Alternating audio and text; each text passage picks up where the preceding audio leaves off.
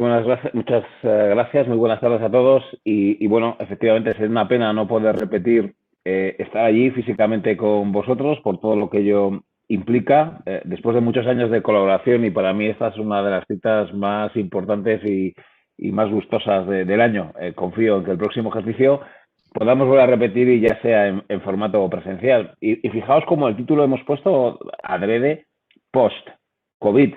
Porque yo creo que hay que pensar, sobre todo cuando hablamos de economía y de mercados financieros, no hay que pensar tanto en el más corto plazo, no hay que pensar en los próximos 3 meses, sino que tenemos que pensar pues en los próximos 12 o 24 meses, ¿no? Y evidentemente desde el punto de vista de economista, yo creo que sí que hay que pensar en esa finalización de esta crisis vinculada al coronavirus y pensar, y empiezo con este gráfico, que vuelve el crecimiento económico. Bueno, es pensarlo, es confirmarlo, porque es verdad que el pasado año tuvimos una crisis económica muy intensa, pero que se limitó a la caída del Producto Interior Bruto del mes de abril y de marzo, abril y mayo. Y desde entonces hemos tenido una recuperación. Es verdad que ahora y en la parte final del pasado año pues podemos tener cierta pérdida de dinamismo, cierta recaída que se observa aquí en este gráfico, pero como digo yo, que el escenario que tenemos que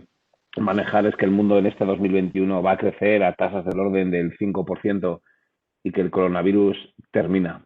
Y terminará o bien sea porque lo hayamos pasado todos o bien sea porque estemos todos vacunados, pero debería tener una fecha de caducidad, como digo, en 3, 6 meses o desde luego en el conjunto del ejercicio, ¿no? Es verdad que como economistas, y todo esto evidentemente sin entrar en los aspectos más humanos que esta crisis tiene, en donde en términos económicos está siendo o ha sido dolorosa, evidentemente, pero es en términos humanos donde esta crisis ha sido diferenciar a las anteriores y desde aquí pues mi pésame y todo el apoyo para aquellas personas pues que lo hayan pasado francamente mal. Bueno, como digo, como economista tenemos un reto a la hora de analizar esta pasada crisis económica y el riesgo de que asistamos a una nueva pérdida de dinamismo, porque nunca habíamos asistido a una crisis económica asociada, bueno, pues a una crisis sanitaria. Ahí hemos hecho una simplificación muy importante y pido perdón por intentar simplificar en apenas un minuto lo que han sido 100 años de crisis económicas, que cada una ha tenido un origen distinto, pero que podríamos agrupar en crisis provocadas por burbujas de valoración, por ejemplo, en la renta variable, como fue el caso del crack del 29, o también en el año 2001 con la famosa burbuja.com.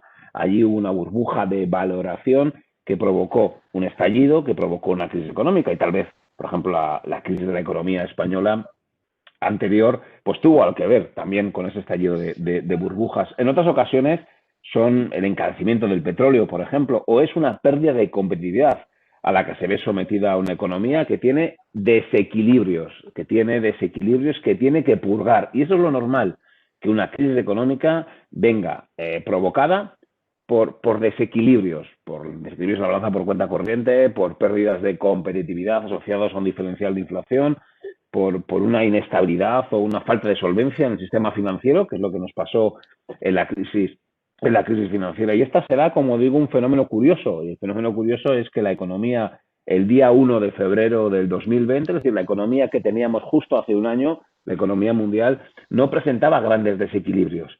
Y por lo tanto podemos pensar que a esa economía se puede volver perfectamente. Simplemente lo que hicimos o lo que hicieron las autoridades es priorizar. Y ese es un debate en el cual yo no voy a entrar, ¿no? Pero efectivamente las autoridades priorizaron la vida a la economía y optaron por frenar la economía, por parar el motor, y eso pues evidentemente ha provocado una crisis económica. Lo importante es que esa crisis económica no provoque daños estructurales, lo que los economistas llamamos una histéresis en la economía, que no se provoque unos daños estructurales, porque luego el día que acabe el coronavirus y el día que podamos volver a tener una vida normal, si esos daños en la economía son estructurales, va a costar mucho más recuperar ese PIB que teníamos el 1 de febrero, ¿no? Esta es una de las claves más relevantes, tratar de evitar la histéresis, tratar de evitar ese daño estructural de una economía que perfectamente puede volver a los niveles que tenía el 1 de febrero, porque esta vez la crisis no ha estado provocada por desequilibrios que hayamos tenido que purgar, sino simplemente por haber accionado el botón del off y parar la economía para intentar, como digo, evitar evitar muertes, ¿no? Bueno, esta primera simplificación para poner... se cuela una voz, ahí hay algo abierto, por favor. Como digo, para hacer una primera contextualización de los elementos diferenciales de esta crisis económica que como economista, insisto, me parece mucho menos grave que las que hemos asistido en otras ocasiones, porque en otras ocasiones había excesos que purgar. Hechos estos comentarios, e insisto, con ese supuesto base de pensar que el coronavirus va a acabar en 3, 6, 9 meses. Perdón, se cuela un micrófono, creo que está abierto, ¿eh? Silvia, pone ahí, por favor. Como digo, con estos mimbres sí podemos manejar un escenario de recuperación económica. Ahí tenéis las previsiones de crecimiento económico, un 5,3 en este año 2021, con diferencias por países, es verdad, con una economía china sobre la que luego hablaré, con un crecimiento muy diferencial de nuevo, un 9%, una economía americana de Estados Unidos que puede crecer a tasas del orden del 4,2 y una economía europea que crecería a tasas del orden del 4,7. Siempre que hay una crisis económica es interesante comparar, bueno, pues la diferente evolución por áreas geográficas y una vez más, como también nos pasó en la anterior crisis, Estados Unidos ha tenido un mejor comportamiento que la economía europea, y eso que seguramente es la gestión de su pandemia, pues ha sido peor que la que hemos hecho aquí. Bueno, aunque en esto nunca sabes muy bien quién lo ha hecho mejor o quién lo ha hecho peor, pero como digo, el impacto económico ha sido menor. Podéis ver cómo la caída del PIB pues, ha sido menos intensa, ha sido importante, pero menos intensa que la que tuvimos en el área euro, y que la recuperación pues, está siendo más rápida que en Europa. Pero sí me gustaría comentar el caso de China. Yo creo que en las últimas participaciones mías ya he ido hablando cada vez más de China, y es que es verdad, igual hace 10 o 15 años la importancia relativa de esta economía era menor, pero ha ido creciendo. Y este año, o el pasado año, el año del coronavirus, el 20, desde luego China ha ganado cuota en el PIB mundial. ¿Por qué? Bueno, pues porque su desempeño económico ha sido mucho mejor que el del resto de bloques. Tal vez también, y esto, bueno, pues es otro elemento para el debate, pero seguramente su gestión de la pandemia ha sido mucho mejor que la que hemos tenido en Estados Unidos o la que hemos tenido en Europa, y la capacidad de resistencia de su economía ha sido superior.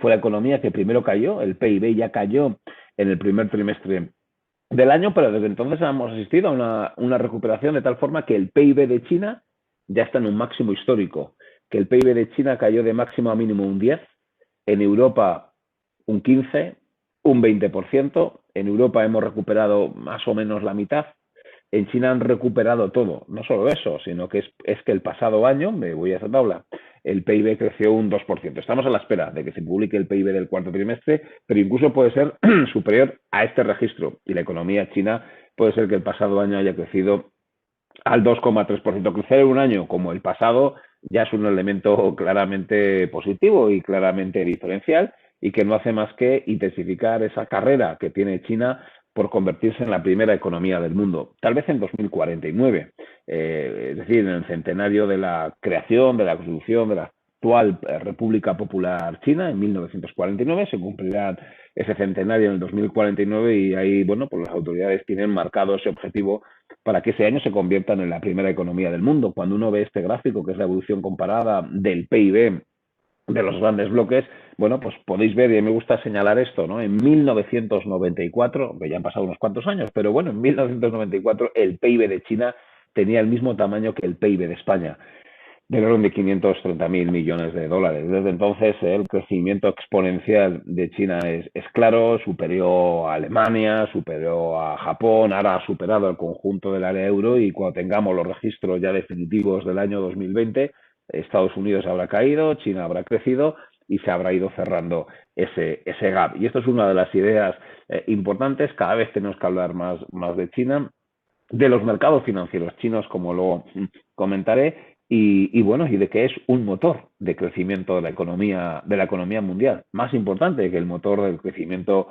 europeo, y esta vez nos está salvando, y como digo, parte de esta reactivación cíclica que estamos teniendo en la parte final del año tiene mucho que ver con ese dinamismo de la economía china y el dinamismo de su consumo, de su actividad interior y demás, ¿no? Por lo tanto, como digo, mejor comportamiento relativo de aquella economía, mejor comportamiento relativo esperado para este año 2021, en donde China pues podría crecer a tasas del orden del 8% y avanzar hacia esa primera posición en la cuota del comercio mundial. Es importante también hablar del renminbi, de la moneda china, e insisto, fijaos cómo cada vez tenemos que hacer una mención más especial a lo que pasa con aquella economía y el renminbi, bueno, pues una moneda que se está apreciando en las últimas semanas. Lejos queda aquel amago de crisis que tuvimos y que también lo comentamos en la conferencia del 2016, de febrero de 2016, porque en verano del 15 tuvimos aquella devaluación del yuan chino que metió mucho ruido en el sistema. Fue una de las últimas perturbaciones importantes financieras que tuvimos entre el verano del 15 y febrero del 16, precisamente asociada a esa pérdida de valor del renminbi, pero ahora pues evidentemente está experimentando un movimiento apreciador que no es más que el reflejo de esa, bueno, pues de esa mejor posición de aquella economía y sin ninguna duda es una buena noticia que el renminbi se esté apreciando. Una economía que tiene los tipos de interés más altos, las economías desarrolladas, como sabéis, todos tenemos los tipos de interés en el 0%, allí tienen tipos de interés en la zona del 3% y es un diferencial de tipos de interés es curioso y que va un poco contra la lógica macroeconómica o de los manuales que nosotros hemos estudiado de macroeconomía, ¿no? Un país tiene tipos de interés más altos, bien cuando tienes un diferencial de inflación, bien cuando tienes un déficit en la balanza por cuenta corriente o bien cuando tienes un riesgo de crédito. Bueno, pues no es el caso. China tiene una inflación baja, como la que tenemos en el resto de países. Es un país que tiene importante superávit de la balanza por cuenta corriente y su riesgo de crédito no es diferencial al que podemos tener en las otras economías. De ahí, y aquí ya voy enlazando con algunas recomendaciones de cartera, cómo estamos incorporando nosotros en nuestros activos, en nuestras carteras, renta fija en renminbis. Y esto, como digo, es una idea que a muchos les llama muchísimo la atención, ¿no? No estamos acostumbrados, tal vez, estamos acostumbrados o nos hemos acostumbrado a meter renta variable de países emergentes en peso pequeño, pero bueno, hemos ido metiendo tal vez un poco renta fija emergente, pero más en dólares y no tanto en moneda local.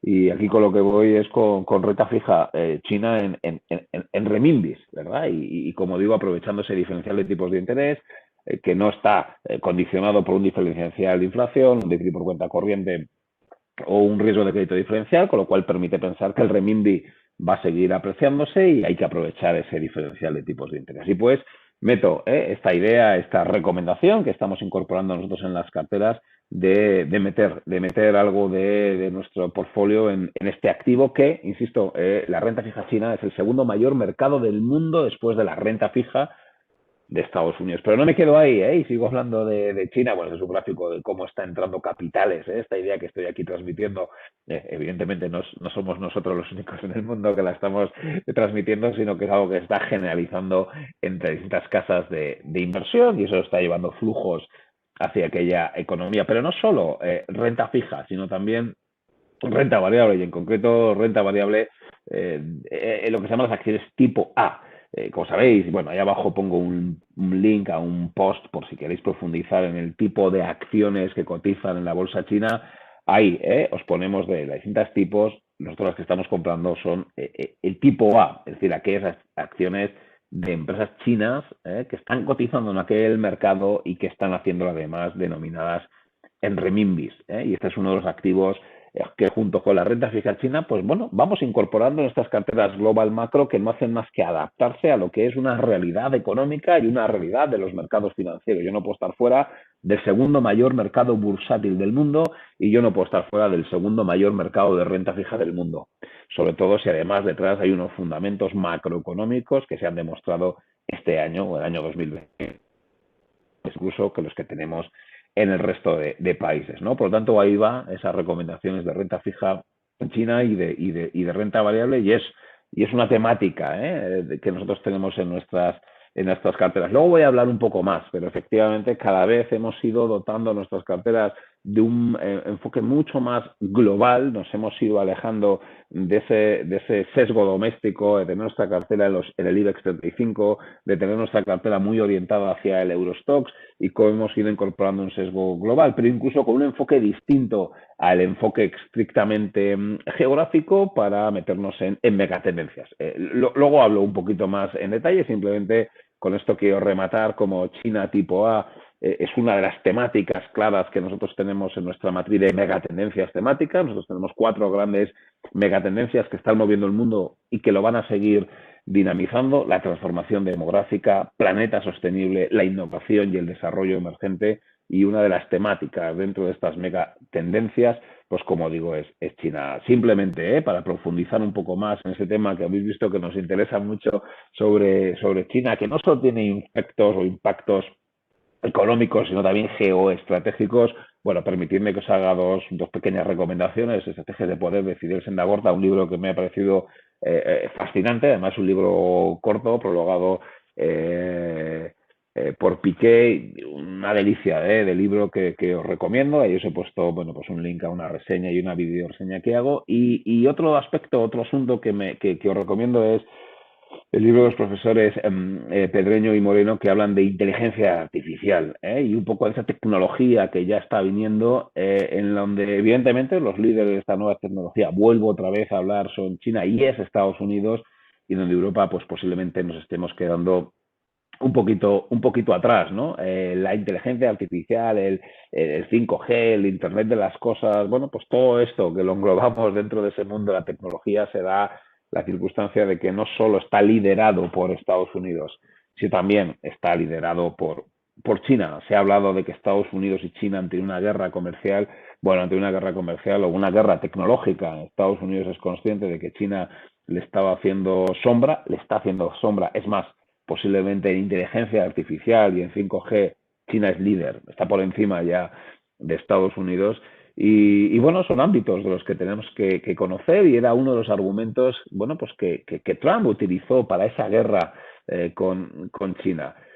Aprovecho y me meto en otro asunto, el riesgo geoestratégico. Desde el año 2016, desde la victoria de Trump en los distintos comités, hablábamos del riesgo geoestratégico, que sin ninguna duda ha sido un elemento perturbador, muy perturbador, en los últimos 4 años, y era un poco una pena, porque entre el 2016, 2017, 2018 el mundo crecía, pero teníamos ese elemento perturbador que tenía un nombre y apellidos, que es Donald Trump.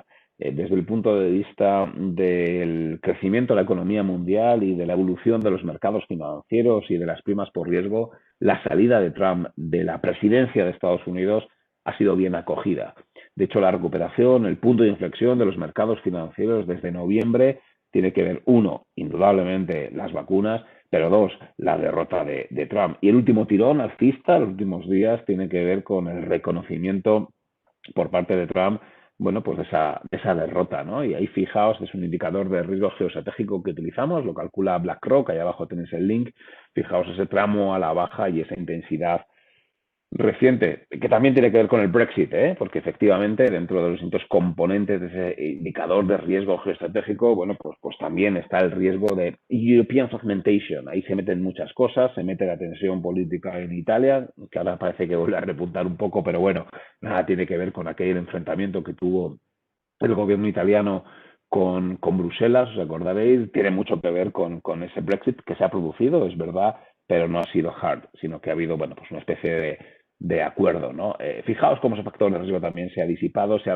la tensión en Latinoamérica, ahora se nos olvida, pero hubo momentos de tensión con Bolsonaro, hubo momentos de tensión con Andrés Manuel López Obrador en México. Bueno, eso parece también que está bastante desactivado. La tensión en el Golfo Pérsico y ahora la nueva administración, bueno, pues entiende que va a haber una cierta aproximación de nuevo con Irán, y bueno, algo de tensión queda ahí en Asia, en el sudeste asiático, entre Irán, Pakistán, perdón, la India y Pakistán. Pero bueno, es verdad, y esto es otro elemento favorable en ese análisis, esa mayor visibilidad que hemos ganado de cara a este 2021, que insisto, creo que hemos ganado visibilidad con el coronavirus gracias a la vacunación.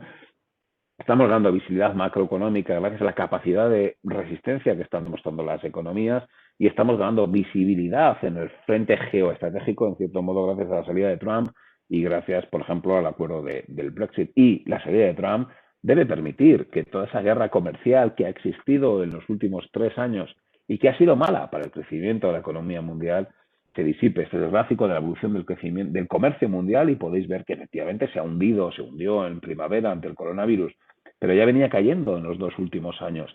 Aquí ya lo advertíamos los economistas, ¿no? No tiene ningún sentido el establecimiento de aranceles, no es bueno para el crecimiento de la economía mundial, al revés, es malo y eso ha sido un lastre para el crecimiento. Pues ojalá ahora la nueva administración, la eliminación de los aranceles permitan que el comercio mundial sea una palanca para el crecimiento económico y es un poco nuestra tesis. Claro, fijaos como en este repaso de los factores en los que nos fijamos los economistas, los gestores de carteras para ver cuál puede ser el entorno, estamos ganando, insisto, una vez más visibilidad. Sé que esto, decirlo ahora con la tercera ola del coronavirus y con lo que está sucediendo, choca un poco, pero miremos un poco más allá, ¿eh? No miremos en el más corto plazo, miremos en 12, 18, 24 meses y el panorama es muy distinto. Seguramente si esta conferencia la hubiéramos hecho el 1 de octubre o el 30 de octubre, pues tal vez los argumentos fueran distintos. Pero hoy tenemos vacuna, hoy no está Trump al frente de Estados Unidos y esos son dos elementos tremendamente potentes y hoy la economía mundial está creciendo, que es otro de los elementos claramente diferenciales. ¿Dónde pueden estar los riesgos? Pero nunca se sabe, ¿no? Y esto ya nos lo ha enseñado Taleb muchas veces. Al final los grandes cisnes negros, las grandes cosas aparecen donde menos te las esperas y dices, wow, no había caído que este podía ser el factor de riesgo. Por buscar uno, pues ahí lo tenéis. Los ciberataques, ¿no? La ciberseguridad. Bueno, ese podría ser uno de los elementos en los que hay que vigilar y cada vez tenemos más tecnología. Esto es un ejemplo, ¿no? Yo estoy en mi casa aquí en Madrid, pena de no poder estar con vosotros en Barcelona, pero bueno, estoy aquí, estoy haciendo la conferencia, estamos todos teletrabajando y demás. Cada vez mis hijos están en el cole, aquí cada uno en su habitación. Bueno, pues efectivamente la tecnología ha demostrado su capacidad. Menos mal que hemos tenido tecnología, porque si no esta crisis económica hubiera sido mucho más intensa, pero tiene un punto de vulnerabilidad y ese punto de vulnerabilidad se llama los ciberataques. Y o lo que tiene que desarrollarse para evitar los ciberataques, pues es la ciberseguridad. Y fijaos, recupero esa tablita que os he puesto antes de megatendencias y temáticas, y ahí podéis ver cómo para nosotros la ciberseguridad es una de las temáticas. ¿Eh? Lo ha sido, lo tenemos, esta matriz la tenemos esta desde hace 3 años y bueno, lo teníamos ahí, ¿eh? La ciberseguridad como uno de los elementos diferenciales y bueno, ahí va otra apuesta, otra recomendación que os hacemos para este año. El tener posicionamiento en renta variable es evidente, pero localizada o centrada en ciberseguridad. Y ahí os ponemos algunos de los fondos de inversión que invierten en esta temática de ciberseguridad. Un fondo de Pictet, uno de Credit Suisse, yo no de Natixis, que como sabéis nosotros no hacemos publicidad de ninguna gestora ni muchísimo menos, simplemente somos transparentes y os contamos dónde invertimos, en los mandatos que nosotros tenemos, en los asesoramientos que hacemos, bueno, pues son estos, en los fondos en los que estamos invirtiendo. Y esta es, por seguir con esto de las temáticas y de las megatendencias, pues un poco las temáticas que nosotros estamos sobreponderando, ¿no? No solo está la ciberseguridad de la que ya he hablado, no solo está China tipo A, sino que evidentemente también hay biotecnología, hay eSports, esto que son los videojuegos, pets, que tiene que ver con las mascotas, el gasto que estamos teniendo cada vez más en mascotas, evidentemente salud, longevidad, fintech, smart cities, big data, bueno, estas son las ideas que nosotros estamos recomendando. Es verdad, cuando uno hace un análisis de estas megatendencias, cuyo comportamiento en el último año ha sido espectacular. Unas megatendencias han estado subiendo 18, 20% en claro contraste con lo que le ha pasado a lo más tradicional, a los value, a lo más cíclico, banca menos 25, oil and gas menos 20, teleco menos 15, autos menos 10. Bueno, versus eso, pues esos más 15, más 20%. Tras ese comportamiento tan espectacular, las dudas que surgen es si es momento todavía de entrar o si hay una burbuja. Bueno, nosotros venimos defendiendo hace tiempo que no, porque detrás de esos ratios de valoración más altos de las temáticas como tecnología, como impacto, como medio ambiente, como demografía. Ahí lo tenéis, ¿eh? No voy a entrar mucho más porque no tengo mucho tiempo, pero efectivamente o inteligencia artificial o patrones de consumo o cambio climático, fijaos que estamos pagando ratios de valoración más altos, el price to book es más alto, es verdad, el PER está por encima de la media del mercado, pero a cambio tengo return on equity, a cambio tengo ROEs que son significativamente más altos. Y este es el gran argumento. Pago caro, pero no sobrevalorado. Estoy pagando caro por algo que es bueno, entendido como algo que genera una mayor rentabilidad para el accionista. Y por lo tanto nosotros no nos bajamos de esta ola, que llevamos subidos en ella 3 años con resultados excelentes. ¿Qué tenemos que adaptar? Bueno, pues meter nuevas temáticas, como he comentado antes, ¿no? No solo inteligencia artificial, y aquí os pongo fondos de inversión en los cuales nosotros invertimos, y Sports, por ejemplo, esto es un ETF que nació en septiembre del 19, y lo tenéis, blockchain. Cuidado, esto nosotros no invertimos en Bitcoin, sí invertimos en compañías que desarrollan tecnología blockchain o en compañías que se apalancan en el blockchain, que es en el que invierte este ETF de Invesco, que nació en marzo del 2019. Este fondo de BlackRock invierte en las teóricas futuras grandes compañías del sector, es Smart Food, Clean Energy, Pets, que os comentaba antes, las mascotas, que es una mega tendencia, que es una temática, y un link por si queréis profundizar en la explicación que hemos hecho, o el 5G, también es algo que está viniendo. Ayer la noticia de la venta de Texius, ¿no? Por parte de Telefónica, pues tiene mucho que ver con esto del 5G, y bueno, pues es invertir a través de un fondo de inversión que está enfocado en esto del 5G. Y esto es en lo que invertimos nosotros en renta variable. He dicho antes un poco la parte esta de China, que es un elemento diferencial, y la otra pues tiene que ver con las temáticas, con las megatendencias, en donde ya lo sé, que están en máximos, han subido muchísimo, pero están respaldados por los beneficios. Y como ejemplo, pues os pongo ahí la evolución del BPA del Eurostoxx, hundimiento, del S&P, hundimiento, aunque recuperación, y del Nasdaq 100. Cayeron, es verdad, pero ya se han recuperado el pasado año. El beneficio del Nasdaq 100, las compañías del Nasdaq 100, creció un 8%. Bueno, esta es la realidad, con una economía cayendo mundial pues al 4%, con unos beneficios del conjunto de las bolsas cayendo un 15%. Los beneficios del Nasdaq 100 como paradigma de las megatendencias creciendo al 8%. Vale. Y esto tiene visos de que va a continuar. El coronavirus no ha significado un punto de inflexión en el desarrollo de las megatendencias. Simplemente ha sido al revés, una aceleración de las mismas. Bueno, más ideas que quería comentaros, y siempre hablamos de esto en los últimos años, es los bancos centrales, los grandes protagonistas. Aquí yo sé que hay un debate intenso, encendido entre los economistas, y nosotros en AFI, yo particularmente, siempre me he posicionado a favor de lo que están haciendo, de lo que han hecho los bancos centrales, y menos mal que teníamos a los bancos centrales.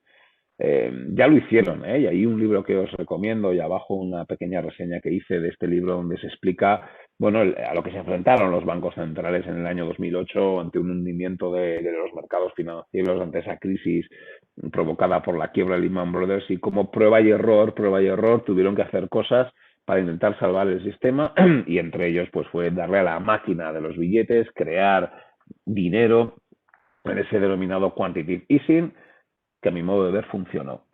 Y menos mal que tuvimos aquello, porque han vuelto a activar la máquina de hacer billetes, y además lo han hecho de la noche a la mañana y de forma tremendamente intensa. Yo prefiero pensar qué hubiera pasado si el 19 de marzo no hubiéramos tenido la posibilidad de hacer política monetaria no convencional. Yo no quiero ni imaginarme el desastre en el que hubiéramos estado. Evidentemente esto no se puede hacer el contrafactual. ¿Qué hubiera pasado si? Pues evidentemente yo no lo puedo, no, nadie lo puede hacer, ¿no? Pero como digo, yo creo que si no hubiese sido por los bancos centrales, por esa política monetaria no convencional, ahora no sé si estaríamos aquí, desde luego estaríamos en una situación muchísimo más complicada. ¿Qué han hecho los bancos centrales desde marzo? Pues crear 4,7 billones de euros, y en el caso del BCE, pues crear 2,2 billones de euros de forma, bueno, automática, prácticamente en 6 meses, en 9 meses ha creado el BCE esos 2,2 billones de euros, que ha tenido básicamente dos destinos. Uno, préstamo a las entidades financieras, crédito por 1,2 billones a 4 años a tipos negativos, y por otro lado ha tenido como destino la compra de activos de renta fija. El BCE ha comprado 1 billón de euros en esos bonos, con ese efecto en las primas por riesgo que tan importante y que tan favorable ha sido para la financiación del déficit público, para la capacidad de resistencia de la economía. Y esta tesis que decíamos antes, la economía a mí me ha demostrado una capacidad de resistencia que tal vez tenía mis dudas en marzo, pero se demuestran dos tesis. La primera que decía antes, y es que la economía el día 1 de febrero no presentaba grandes desequilibrios y se podía volver perfectamente a esa. Y dos, la acción de los bancos centrales con esa inyección de liquidez, que ha sido espectacular. La creación de base monetaria, he dicho, pues 5 billones de euros, de dólares, en el caso del BCE2. El BCE ha creado esa base monetaria que esta vez sí ha llegado de forma inmediata a la economía real mediante 3 canales. Y ese es el gran elemento diferencial de esta crisis respecto a la anterior. Ahí abajo os pongo también un link de un artículo donde lo explico esto con un poquito más de detalle. Cómo esa liquidez ha llegado a la economía real en forma de los 3 canales. Los 3 han funcionado perfectamente. Ahí en la montaña, el manantial, hay agua a borbotones. El BCE ha creado infinito dinero, pero ha llegado a nuestras casas. No ha habido esta vez credit crunch. ¿Por qué?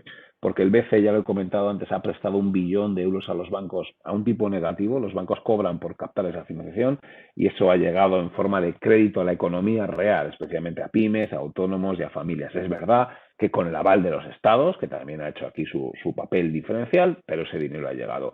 Los estados no han tenido ningún problema en financiarse y además en condiciones tremendamente expansivas. Sé que esto también genera polémica y debate, pero creo que hoy no puede caber en ninguna mente dudar de que un Estado tiene que tener, no puede poner límites al déficit público. En una situación como la que estamos actualmente, en la que alguien que tiene un negocio, un restaurante o un pequeño negocio, al que ha tenido que cerrar por una decisión de la autoridad, sobre la que podríamos debatir. Otra cosa es que tu negocio haya quebrado porque te equivocaste, porque lo hiciste mal. No, no, no. Esta vez una autoridad ha decidido que yo lo cierre porque ha priorizado otro objetivo, que seguramente sea lo más sensato, pero ha priorizado otro objetivo.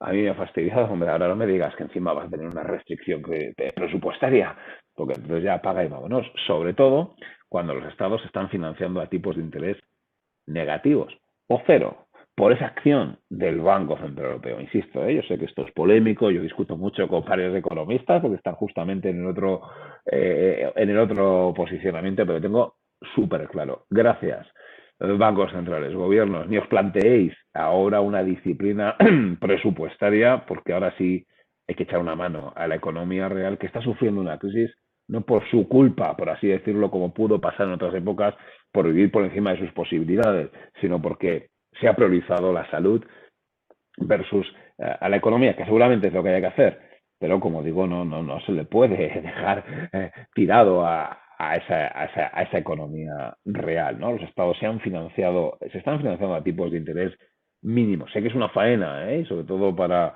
visto los asistentes que estáis más en el sector asegurador, que sois grandes compradores de bonos, pues evidentemente es una faena. Para mí es una faena para mi gestión de carteras. Yo viviría mucho mejor si los tipos estuviesen al 5 o al 6%, como entre comillas nos pasó en el año 2012.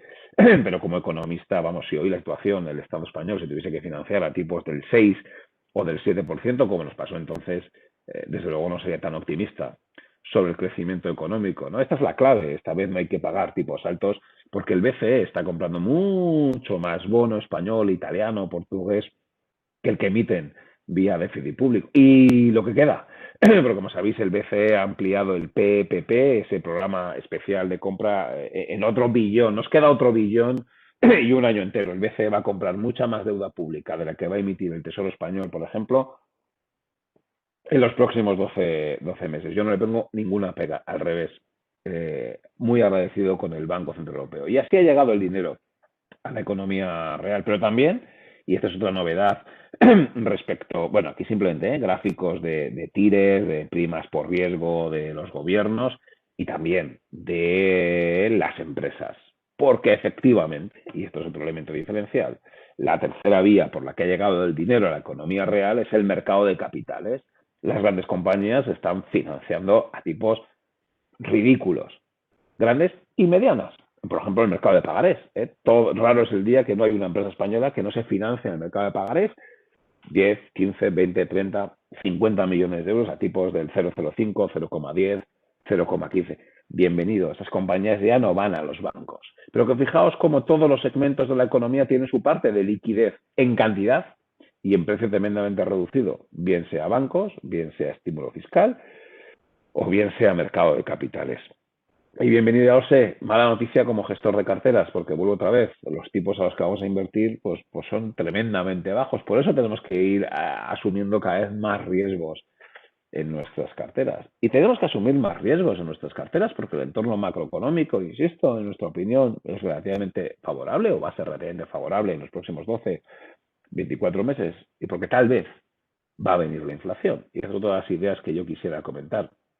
Sí que es todo debate que existe y que mucha gente nos mira raro. Digo, ¿cómo que va a haber inflación? Pero si la inflación está en mínimos, sí, está en mínimos. El COVID seguramente tenga una especie de efecto J en la inflación. A corto plazo es deflacionista o una inflación muy, muy baja, pero a 12, 24 meses la inflación puede repuntar por unos argumentos que son los que tenemos aquí puestos. Ciertos pasos atrás en la globalización a la que hemos podido asistir. Los bancos centrales nos lo están diciendo claramente. Ahora mi objetivo es que haya inflación. Está llegando el dinero a la economía real. Un dinero que es espectacular el que está llegando. Ya lo he dicho, los bancos centrales están creando ingentes cantidades de dinero, base monetaria, y esa base monetaria está llegando a la economía real. Oferta monetaria. La oferta monetaria en Estados Unidos está creciendo al 25%, mucho, muy por encima de los famosos años 70, donde crecía al 14%. Si Milton Friedman levanta la cabeza, diría, pero bueno, ¿qué está pasando aquí? Dentro de nada vais a tener una inflación muy alta. Si los alemanes más ortodoxos levantaran la cabeza y lo que está pasando aquí, creciendo la oferta monetaria, la M3 en Europa al 12-13%, va a venir la inflación. Pues seguramente venga la inflación, porque además hay otros elementos que lo he comentado, ¿no? Puede haber cierta histéresis en el PIB, de tal forma que cuando se reactive la economía puede haber cierto déficit de oferta y eso pues genera un poquito de inflación. Todos yo creo que tenemos un poco más de predisposición a aceptar que el tendero de la esquina o que el restaurante nos suba un poquito el precio. Hay cierta presión de cierta redistribución de la renta más a favor del factor trabajo y menos a favor de las rentas del capital y incremento de salarios. Bueno, esto podríamos debatir, y con el tiempo que tengo no puedo entrar hilo a hilo, ¿no? O argumento a argumento, pero sí vaya esa tesis central nuestra y es que poco a poco se va a normalizar la inflación. Los mercados ya lo están descontando, Ahí uno puede mirar las expectativas de inflación cotizadas en los mercados y fijaos cómo están subiendo poco a poco, como en Estados Unidos ya están por encima del 2%, en Alemania un poquito más retrasadas, en la zona del 1%, pero están subiendo. Nosotros estamos invirtiendo en expectativas de inflación, es un activo que se puede comprar y vender, uno lo puede hacer de forma sintética comprando un bono vinculado a la inflación y vendiendo el futuro sobre el tipo de interés nominal, es una forma, o comprando un ETF que ahí os ponemos, o un fondo de inversión que también ahí os ponemos, ¿no? Por tanto, como macroeconomista sí veo riesgos de un repunte de la inflación, que tiene cierta lógica y es una vía un poco de reducir este elevado endeudamiento público. Como gestor de carteras tengo un activo que es break-even de inflación que puedo comprar para intentar beneficiarme de ese repunte de inflación y como asesor o como ahorrador tengo un problema y es que viene la inflación y los tipos van a estar más bajos que la inflación. Y ese mix, inflación al cero inflación al 2 y tipos al cero, simplificado mucho, es una pérdida de poder adquisitivo que año a año me va a ir costando dinero y que me obliga a asumir más riesgo en mis carteras. Ergo, aumentar mi exposición normal neutral en renta variable. Si históricamente era un 5, pues tendría que irme a un 15, o si era un 20, pues hacia un 30, si es un 40, hacia un 50. Más riesgo en renta variable y ese mayor riesgo en renta variable, lo que recomendamos es hacerlo vía global, vía megatendencias, vía temáticas, ¿vale? Es un poco todo lo argumental de la conferencia de hoy. Bueno, las materias primas hay que analizarlas, evidentemente hay que seguirlas como indicador cíclico que son el repunte que están teniendo, muy vinculado a ese dinamismo de la economía china que antes comentaba, que hay mucha más vida de lo que nos está pasando aquí y China, como digo, está creciendo a tasas seguramente ya en línea con su potencial y eso es lo que explica ese encarecimiento de las materias primas, que si persiste será otro argumento para que avala esa idea nuestra de que la inflación va a repuntar, ¿no? Bueno, sí, en las carteras se quieren asumir un posicionamiento más cíclico, está claro, tiene sentido incorporar materias primas, un ETF, por ejemplo, de materias primas, de petróleo, en fin, las materias primas más industriales, y ese mayor sentimiento prociclo está provocando una corrección de los metales preciosos, oro, plata, platino y paladio, que es verdad, han demostrado ser un activo refugio. Nosotros llevamos un par de años, antes no, pero sí un par de años metiendo oro en nuestras carteras, como ese activo refugio que ahí está y si pasa algo, bueno, pues ejerce de activo refugio, de activo de cobertura. Se puede hacer de muchas formas, nosotros como lo hacemos es a través de ETCs, ahí os ponemos un poco los ETCs que compramos de oro, plata, platino y paladio, ¿no? Otra idea que estamos metiendo en nuestras carteras para esa apuesta cíclica de recuperación es coronas noruegas. Al final es una de las pocas monedas AAA que paga algo de tipo de interés. No es mucho, un 1 y pico por ciento, pero bueno, pues algo nos paga. Y además, bueno, pues está muy vinculada con el petróleo, ¿no? De tal forma que sería una recuperación en el precio del petróleo asociado a esa recuperación cíclica, pues eso termina por notarse sobre la corona noruega. Claro, efectivamente, lo que estamos viendo en esta conferencia respecto tal vez a años anteriores es que para intentar ganar dinero en los mercados financieros, que cada vez es más necesario porque la inflación va a ir repuntando, dado que tengo los tipos de interés de la deuda pública europea en niveles negativos por culpa del BCE, para echar una mano en la economía real, pues para ganar yo me tengo que complicar la vida y tengo que meter cada vez más activos, más diferentes, pero eso es parte de la esencia de la gestión de carteras, que se ha dificultado, que hoy es más difícil que hace unos cuantos años, que hay que medir bien las correlaciones y que hay que estar atentos a muchas cosas. Pero hay muchos activos por ahí fuera que son tremendamente atractivos y como digo, pues por ejemplo la corona noruega es uno de ellos. Y termino con el último que es combinado, que es el dólar euro y es la deuda pública de Estados Unidos, ¿no? Un dólar que también ha demostrado su efecto de carácter refugio en los peores momentos de la crisis. El dólar llegó a apreciarse hasta el 1,07, mostrando un nivel de clara sobrevaloración. El dólar euro en nuestros modelos nos sale que el nivel de equilibrio debería ser 1,30 aproximadamente, por lo tanto 1,23 que está ahora y 1,07 que llegó en marzo-abril, desde luego es un nivel de cara sobrevaloración. Ya, pero es que detrás está la economía de Estados Unidos, que a pesar de todo, no se sale reforzada. La que sale reforzada es la China, ya lo he dicho, pero Estados Unidos tal vez sale reforzada de forma diferencial. Y eso que en Europa, por ejemplo, no he hablado, el Next Generation EU es un muy buen ejemplo de algo que ha demostrado que esta vez sí Europa ha funcionado de forma conjunta, ¿no? Pero yo creo que si hay un lío, si hay problemas, el dólar sigue siendo el dólar y sigue atrayendo capitales, ¿no? Y de ahí que es una lección que hemos aprendido de esta crisis, hay que estar luego en dólares, más ahora incluso que se nos ha ido al 1,23, hay que tener dólares en cartera, efectos refugio. ¿Invertidos a través de qué? Bueno, pues a través de curva, dólar, curva Estados Unidos, curva deuda pública, T-Note, en donde aquí ha habido ese repunte de los tipos de interés y sobre todo del 10 años. El 2 años está más anclado, el 2 años está en el 0,15, pero el 10 años se nos ha ido hacia la zona del 1,10. Por lo tanto, vuelve a haber pendiente de la curva, la famosa pendiente de la curva y si tiene o no capacidad de anticipación del ciclo económico. Mucho hablamos en los 2 últimos años de esa pérdida de dinamismo, de la pendiente de la curva americana y cómo sonaron las alarmas en verano del 19 anticipando que la pendiente estaba en cero y por lo tanto que venía la crisis en Estados Unidos. Es verdad que lo he jodido, bueno, no sé si el mercado anticipó que venía el coronavirus o no, evidentemente no, pero bueno, pues el mercado ahí acertó, esa pendiente negativa fue un anticipo de la recesión. Fijaos la pendiente cómo está subiendo en Estados Unidos. Es la línea gris y está subiendo pues el repunte del 10 años. Por lo tanto, esto lo quería comentar aquí. Señal adicional que tengo de que las cosas están mejorando en el ciclo económico, ese aumento dependiente de la curva estadounidense, y ahora como gestor de carteras, la recomendación que hacemos de aprovechar los tipos de interés de la deuda pública a 10 años americana, 1,10%, o incluso del 30 años, acercándose al 2%, con un dólar en 1,23.